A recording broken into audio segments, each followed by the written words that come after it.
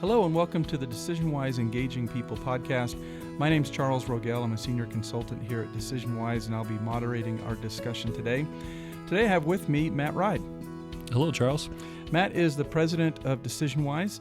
Today we're going to be talking about the topic of safety and how it applies to employee engagement. We measure safety with certain organizations, especially manufacturing organizations, on our employee engagement surveys as one of the sections. And today we'll talk about kind of how that plays into engagement, performance, satisfaction elements, and then how to take some steps to really improve it and leverage it to improve the employee experience in your organization. So Matt, you want to start off? Yeah, that's right. So safety is kind of an interesting topic to address because our surveys, we measure elements of satisfaction, which are core. You have to have them in place before people will engage further. Mm-hmm. And safety is a big part of that. And when we talk about safety, we're talking about traditional notions of safety, safety protocols, safety meetings, safety equipment, those types of things. So if we're talking to one of our clients, they're a manufacturing organization, mm-hmm. they want to know and have a feel for their safety program, and so we ask questions about it.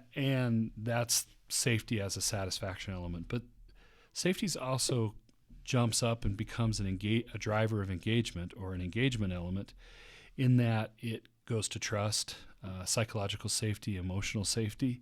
Those are things that have to be present as well for employees to bring their best self to work. And so we try to look at both elements of safety and how do we ensure that mm-hmm. we have the base level met, and how do we also teach managers to create environments that are open, honest, and invite trust. Yeah, because I mean, if safety isn't on par with your expectations, it can be a huge detractor from engagement. And also, there's several, companies, especially manufacturing, that have safety programs. There's consultants that work on improving safety. But this angle we're taking is a little bit different overall. It is. I think we've shared this story before, but we had one of our clients where engagement was suffering, and we discovered it was because the plant was unsafe, right? Yeah. People were getting mugged in the parking lot, and mm-hmm. so you can't really build higher order elements. You can't start meeting needs up the hierarchy if people are afraid that they're going to get robbed in the parking lot. But you're right, it's something different, and our approach is different. I kind of want to jump into that next level of psychological safety, if I could, and just mm-hmm. kind of give some tips to that manager, that frontline leader. How do they start building an environment where people feel safe to speak up and kind of express themselves and be authentic? First thing I think you have to do is you have to openly set expectations that's what you're going to invite and mm-hmm. allow for. And so you can't say, hey, I want to create a culture where people have the ability to express diverse opinions and then shut it down when they do. Right. It's like I joke, everybody says they have an open door policy, but the door's never open. Well, if you're going to talk about being open and creating safety, emotional safety, you need to make sure that you're doing that. Mm-hmm. Number two, you have to model the behaviors that you want. So you need to make sure that as people express opinions, you thank them for sharing. You're able to glean something out of what they said. As you restate and say, hey, this is what I heard you say. And you're also taking from that some nugget that you can share with the team. Like, thanks for sharing that. What I heard you say was that you're concerned about our workload mm-hmm. for the coming month. And that's important. We want to make sure we're balancing our workload, and we don't want people to burn out. Sure. And so just by the way you interact. And then you need to emphasize that it's something you're going to watch every meeting, every interaction. You're going to encourage your team to self-police. And what I mean by that is, hey, if you find people using offensive language, maybe taking offensive actions, that they say, hey, that's not okay. That's mm-hmm. not how we do it. That's not the way we do things at our organization. Yeah, because I mean, a lot of that comes into play with like intimidation, even bullying in the workplace, which there's been a lot of research done on that. And so, what are how do you create a culture of a psychologically safe workplace as well as a physically safe workplace? But then, what are the hallmarks of that culture, right? Could people point out that, yeah, I feel safe here because of these reasons, so kind of discussing those. Yeah, I think when they raise their hand and they talk about having a positive environment where it's psychologically safe, mm-hmm.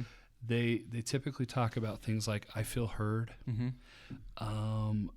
I'm listened to. Yep. Right, that old saying by Stephen Covey is really true. So often we listen with the intent to reply instead of listening with the intent to understand. Yeah. Right? So they say, I feel understood. If you hear that language from your team, you know that you're clicking. You know that you've got the culture working. You'll find that good ideas are bubbling up, and things that you didn't know about, all of a sudden your things are coming across your desk. If the answer is everything's okay, you don't have a psychologically safe area, right? Because everything's never okay. Sure. And that just means people don't want to tell you what they think you don't want to hear, mm-hmm. or whatever it may be. But if everybody's like, yeah, it's great. No, dig deeper, because nothing's ever perfect. It's funny because talking to some managers, they'll say they know their team really well, and they're like, yeah, I got a few people that are very vocal, very opinionated. They're always griping about something, and it's tough when we get in a team meeting because, we'll open it up and we'll have an open discussion. But man, these 2 or 3 people, they can really kind of drag us down, or create a negative mood or something like that. So I think there's a little bit of a fear sometimes managers have to being open and discussing because they don't quite know how to facilitate or manage a good, positive discussion. You're right, and it can be challenging if you've got strong personalities on the team, yeah. and they're sort of demanding attention and steering the team away from kind of the course you want to chart. But that's your job. Yeah, that's why you're there. If it could be done by a computer, I'm sure we'd figure out a way to do it. But that's what the human element of leadership is all about.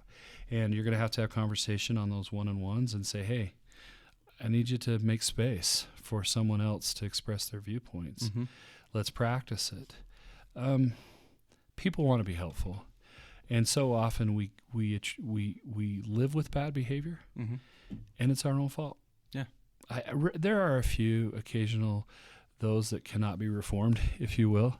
But most of the time, I have found that with some honest discussion and taking those challenging conversations, you can make progress. It may not be perfect, but you can make progress because people, I think, generally want to be helpful. They don't want to be overbearing or dominant when they shouldn't be. Yeah. So talk to me about kind of, we were talking before about good examples of organizations that are doing this right. I'm really excited to share this. I was able to attend a conference last week, and a really interesting example about embracing safety as a way to engage the workforce was talked about. One of the HR leaders from Hugo Boss, it's a high-end fashion company. Mm-hmm. And it's situated in Italy and other parts of Europe.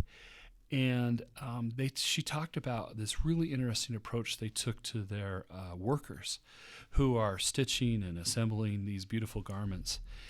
And they had people come in and they looked at every aspect of the repetitive motions that these people were doing. How high were the tables that they were standing at? What kind of hand movements? And they really studied it, and they spent a lot of time studying it because they don't want injuries, because those injuries that reflect poorly on the company, but also with different health care systems, they need to be compliant, and they don't want to have tighter regulations now. Yeah. So they studied it extensively with repetitive injury experts. And then they also went a step further, and they started teaching people how to be mindful and yoga and health, self-care, mm-hmm. things like that. And what they did, one of the things I was really surprised at, is they made a rule now that no person on that floor does the same job for more than 2 hours. They're kind of they're all cross-trained, and they're rotating through the different functions or the different tasks that have to be done. But they actually have a 0% injury rate right now. Wow. And their engagement's through the roof because through the act of working on safety, it was like they just felt cared for. Yeah. The employees are like, wow, we're gonna partner. And they became part of the solution. All of a sudden, when they realized that this company was serious, they were vocal about making their recommendations. They also started to say, no, so instead they collaborated. of saying, oh, we can't do it that way, or that never works. I've tried that. They bought in to the suggestions by the specialists, and it was truly one of those instances where it came together, perfect storm, if you will, in a good way. Yeah. And they've seen a lot of success, and it was just a great story about using safety as a way to show you care. Because it's interesting, because most safety programs, I think, they do something similar. You bring in the consultant to evaluate how things are done, where injuries are happening and why, and then they implement a program. Then everyone's kind of forced to kind of follow the program that's been dictated in a way. And sometimes it works because they feel like, yeah, these are good suggestions, they're practical. Sometimes it doesn't because employees are like, that just added 3 steps to my job. Now it's longer, productivity goes down, that's a pain, whatever. And so the way it gets implemented, and in this example, you're saying it showed that we cared about employees, that you're important to us, that we, are investing in you, as opposed to it's mandated because the company wants to lower their insurance premiums and not have any workers' comp claims. Yeah. I mean, so often safety initiatives are presented of, we have to do this. Yeah. Legal, HR is making us do this. Hugo Boss made this about, we are going to make your life better. Yeah. We're going to teach you the skills. We're going to have this partnership. And this means that when you go home, you're not going to hurt as much. Right. And you're going to find the day more challenging. More enjoyable. You're going to learn different skills or everything. And it worked. And now it takes effort, but the benefits are real. Yeah, and I think as a manager, thinking about how to implement these different plans, is your attitude really helps shape employee attitudes as well. So if you're saying, hey, this got dictated to us, sorry, and that if you throw management under the bus in terms of how you implement it, employees will take it the same way. Yeah, you and I talk about this, but we live here in Utah. I think most of our listeners know that we're headquartered, and we have a Western culture, and one of the sayings around here is to ride for the brand. And that meant when you signed on as a cowboy, you rode for the brand, and you were sort of honest to that. You paid your dues, you did the good work, and you didn't do anything to upset the brand. And we use that as a motto or as a metaphor even for managers. Ride for your brand.